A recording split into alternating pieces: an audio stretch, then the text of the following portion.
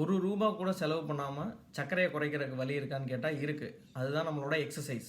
So exercise பண்ணுறதுனால என்னென்னலாம் benefits அப்படின்னா, சர்க்கரை அளவு குறையிறது, இன்சுலின் ரெசிஸ்டன்ஸ்னு சொல்லக்கூடிய இன்சுலின் ரெசிஸ்டன்ஸ் கம்மியாகிறது, அதே மாதிரி ஒரு கார்டியோவாஸ்குலர் பெனிஃபிட்னு சொல்லுவாங்க. நம்ம ரன்னிங்கோ ஜாகிங்கோ அதெல்லாம் பண்ணும்போது ஹார்ட் ஹெல்த் இம்ப்ரூவ் ஆகிறது, கொலஸ்ட்ரால் லெவல் குறையிறது, ஈவன் ப்ரெஷர் குறையிறது, வெயிட் ரெடியூஸ் ஆகிறது. வெயிட் ரெடியூஸ் ஆகிறதுனால இன்சுலின் ரெசிஸ்டன்ஸ் கம்மியாகிறது.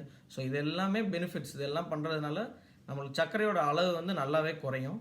அதே மாதிரி இது ஏன் அப்படி நடக்குது அப்படின்னா, யூஸ்வலாக நம்ம பாடியில் வந்து ஒரு இன்சுலின் டிபெண்ட் குளுக்கோஸ் டிரான்ஸ்போர்ட்டர் இருக்கும், இன்சுலின் இண்டிபெண்ட் இருக்கும். நம்ம தசைகளில் வந்து நார்மலாக வந்து குளுக்கோஸ் டிபெண்ட் தான், அதாவது இன்சுலின் டிபெண்ட் தான் இருக்கும்.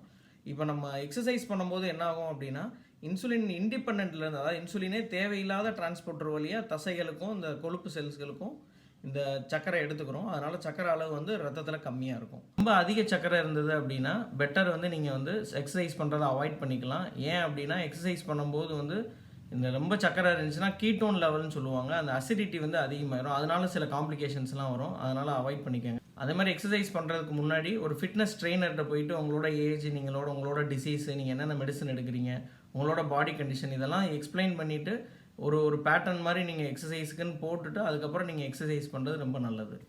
தேங்க்யூ.